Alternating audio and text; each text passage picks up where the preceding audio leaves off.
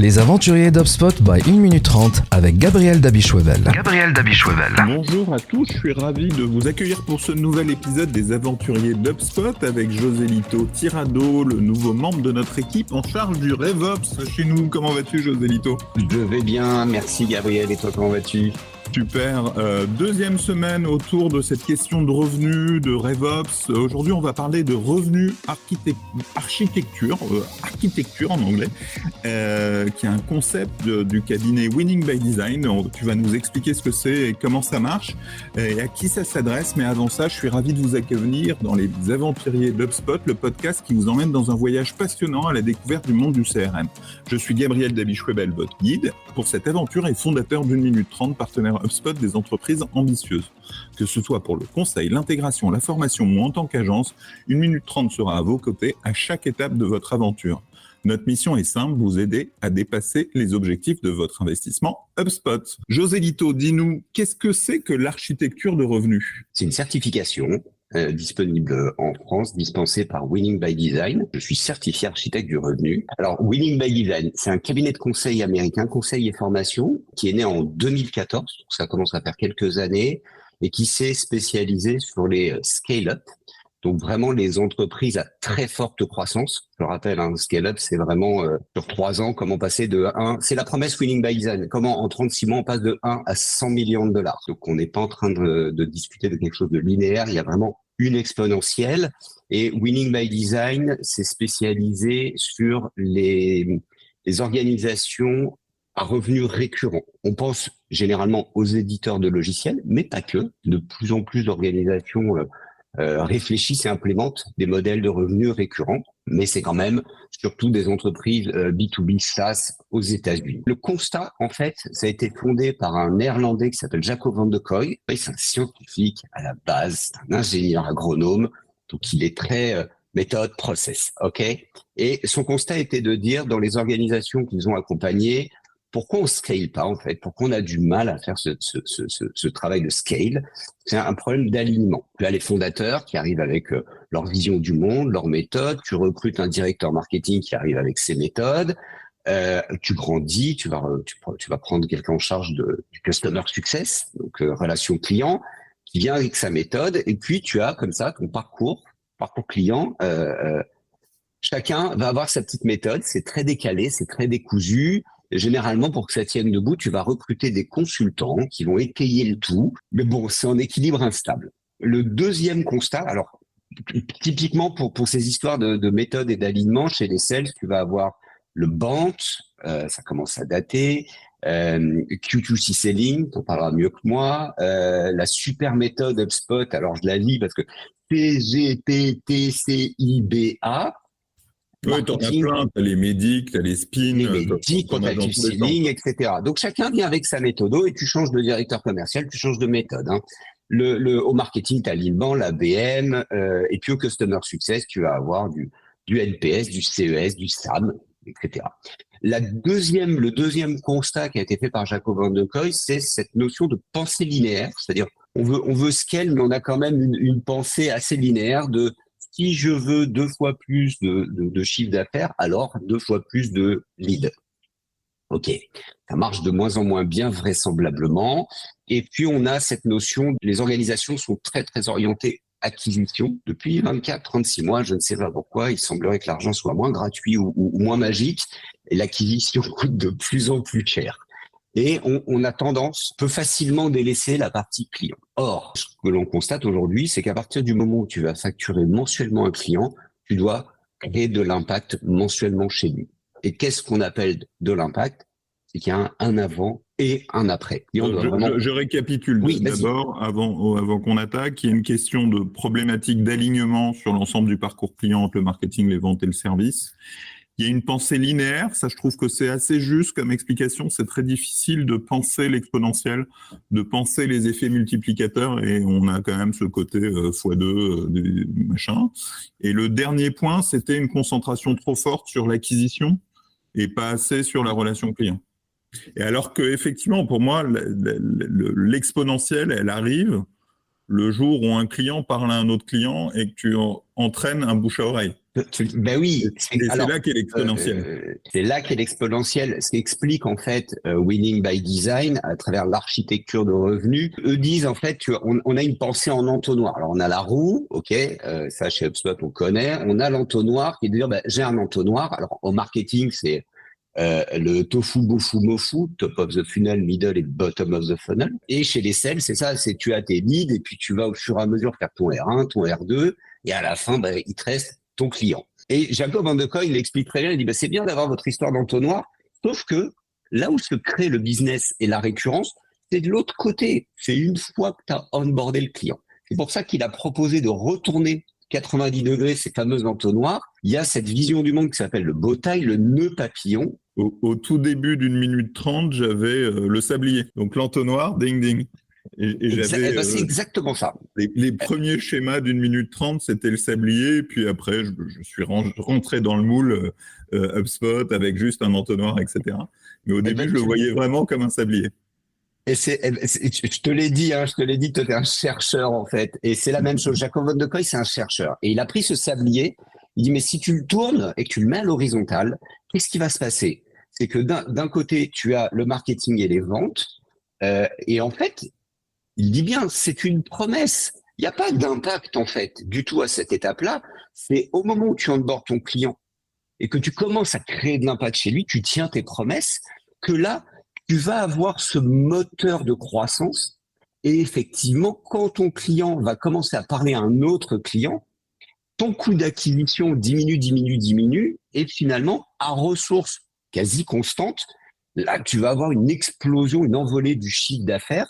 Et c'est là que tu crées ta croissance exponentielle et ton scale. Alors maintenant, je vais être dans le très concret, en fait. Le sujet, c'était de dire, si je prends une méthode de vente, allez, je prends Médic, j'explique à mes sales Médic, ils appliquent Médic. Très bien, méthode de vente, on pourra mettre un lien qui explique ce que c'est. Super. Seulement, pendant ce temps-là, qu'est-ce que mon marketing est en train de faire? Autre chose. Une bande ABM, ce que tu veux, des livres blancs, ça colle pas. Alors, qu'est-ce qu'on peut utiliser? Ils ont cette approche qui s'appelle Spiced. Rien de nouveau sous le soleil. En tout cas, pour ceux qui ont un peu de blancheur sur la barbe. Spiced, c'est l'acronyme de Spiced. Le S, c'est situation. Quelle est la situation dans laquelle se trouve mon interlocuteur au moment où je lui parle pour la première fois? Le P, le pain. Quels sont les problèmes, les enjeux? Le I, ça va être l'impact. Ça, c'est un vrai sujet. Alors, il y a le C et le, c'est critical event. Je vais détailler un peu cette notion d'événement critique et des décisions. Quels sont les critères de décision? Alors ça, on revient sur ce fameux banc. Et ce Spiced, l'intérêt, c'est qu'on peut l'utiliser au marketing et au customer success. On a une espèce d'espéranto de langage commun. Et là, le RevOps en moi qui aime bien se balader dans tous les services utilise le même outil pour dire au marketing, très bien, tu as fait un livre blanc, super. Dans quelle situation ton interlocuteur va le lire? Quel problème? Quels sont ses enjeux? Et surtout, quel est l'événement critique? Alors, je m'arrête 2 secondes sur ce point-là parce que cette notion d'événement critique, on a en ce moment, en plus, j'entends beaucoup parler de no-show. Oui, j'ai des rendez-vous et puis finalement, mon interlocuteur se présente pas. J'ai fait ma présentation, c'est super bien, il avait l'air super content. Et depuis, un peu comme sur Tinder, je me fais ghoster. J'ai plus de son, plus d'image. Pourquoi? C'est un vrai sujet en ce moment. Mais je réponds, vous n'avez pas trouvé l'événement critique chez l'interlocuteur. Il y a cette notion d'impact de si vous ne le faites pas, quel est le coût de l'inaction? Dans les ventes un peu complexes, on le fait. Quel est le coût de l'inaction à ne pas le faire?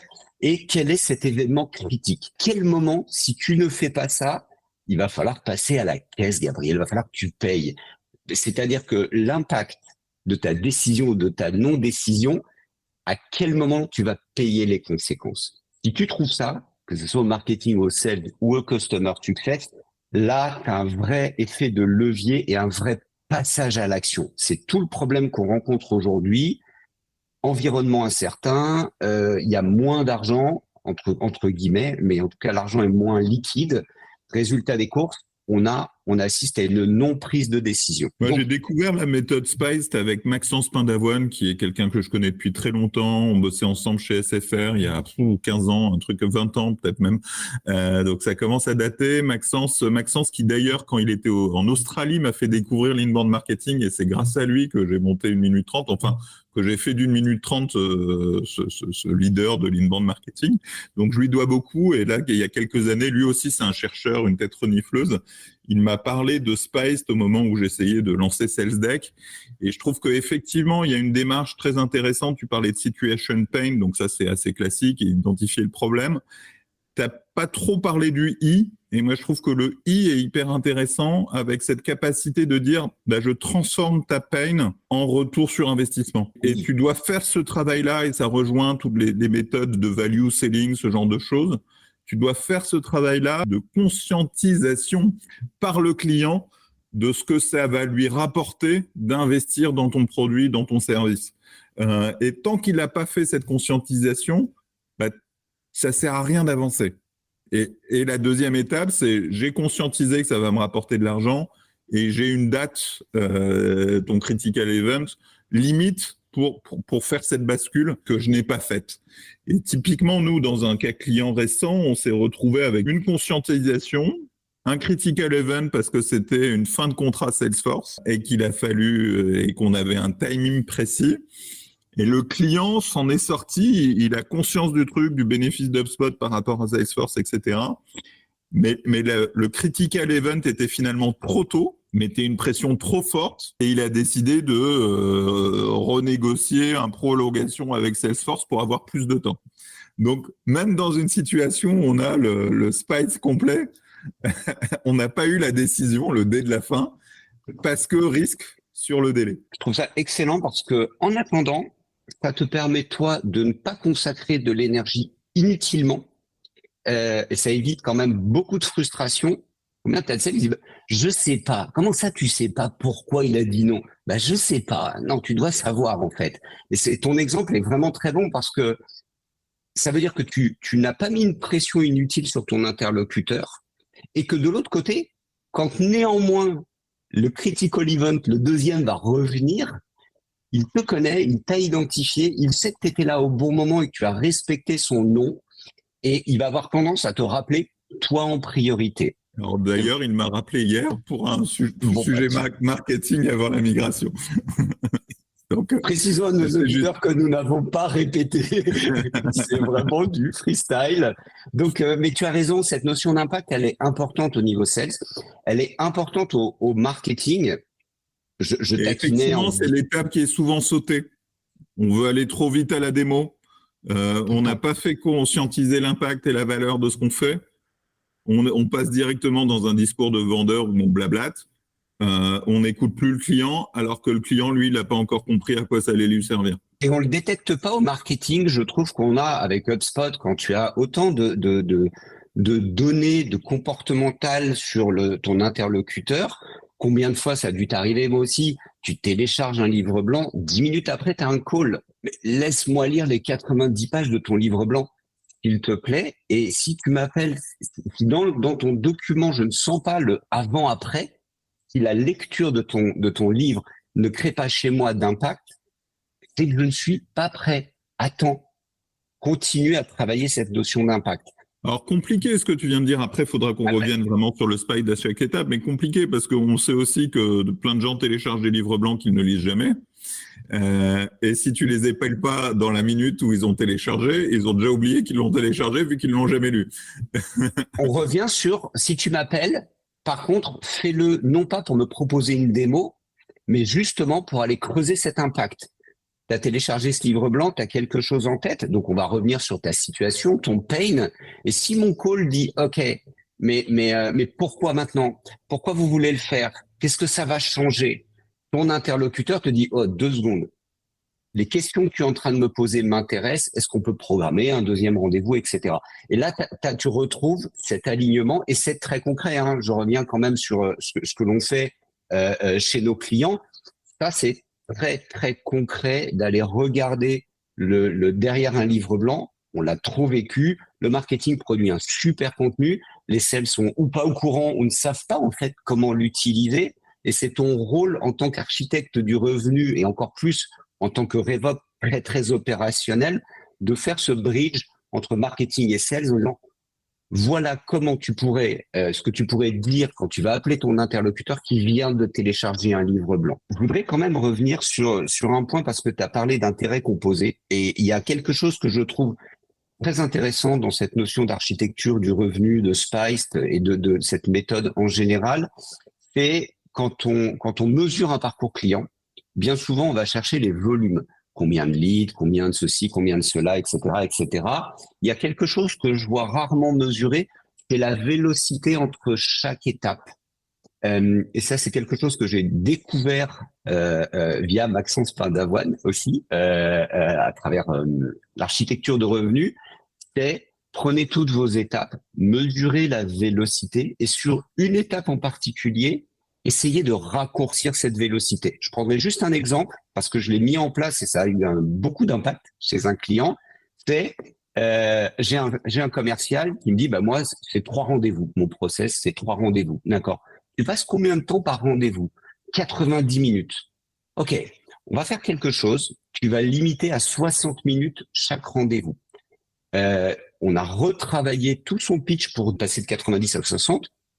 Chaque semaine, on a gagné 1h30. Dans l'absolu, tu dis, bon, d'accord, mais sur une année, ça a permis à ce sales-là de faire de consacrer plus d'énergie à des recherches sur les comptes sur lesquels il travaillait, etc. Là, je montre un exemple un peu grossier parce qu'on a pris 30 minutes, mais tu peux envoyer un mail de moins, essayer de gagner 2 minutes sur un call.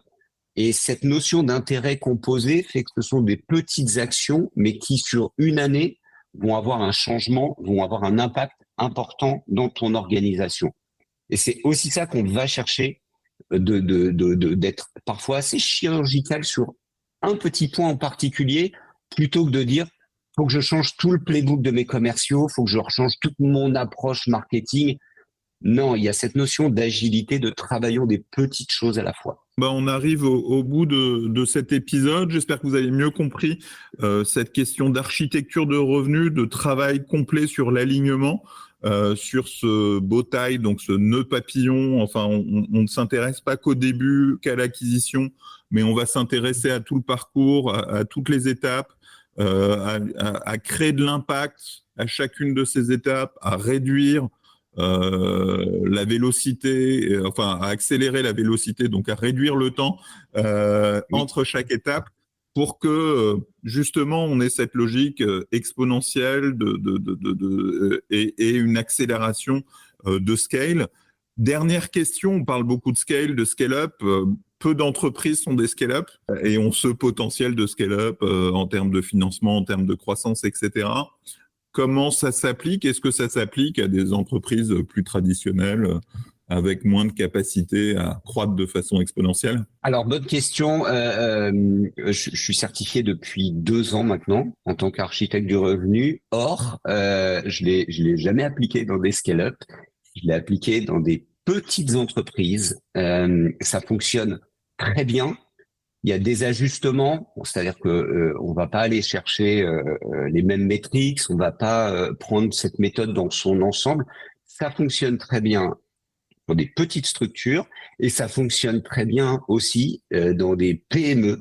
Contre toute attente, alors des PME industrielles, c'est la même notion. Comment tu travailles ta relation client dans l'industrie? Historiquement, c'est le Lean. Tu retrouves le Lean, le Six Sigma, ces notions d'amélioration continue par petites étapes, par petites touches. On le dit autrement, mais on revient à la même philosophie, aux mêmes fondamentaux. Oui, ça s'applique très bien à des petites structures, à des startups, à des structures un peu plus en place. Pour ma part, je le fais chez des clients qui ont déjà une dizaine d'années d'existence et qui ont besoin de se poser un instant et de se dire, OK, comment je fais autrement? Donc oui, ça marche très bien. Pas besoin d'être une scale-up. Voilà, cet épisode des aventuriers d'HubSpot est terminé. J'espère que vous avez beaucoup appris avec José Lito. Si comme nous, vous pensez que le CRM est une aventure et qu'il faut être bien accompagné, contactez-moi chez 1 minute 30. Mais avant de partir, n'oubliez pas que l'expérience est meilleure lorsqu'elle est partagée. Alors après l'épisode, relayez vos découvertes avec d'autres aventuriers et n'hésitez pas à liker, à partager et à laisser un commentaire sur la plateforme où vous consultez ce podcast. Merci José Lito, à bientôt. Merci Gabriel, à bientôt. Vous pouvez réécouter tous les épisodes de notre podcast sur Spotify, YouTube, Deezer et Google Podcast. Vous pouvez aussi visiter notre site web 1minute30.com.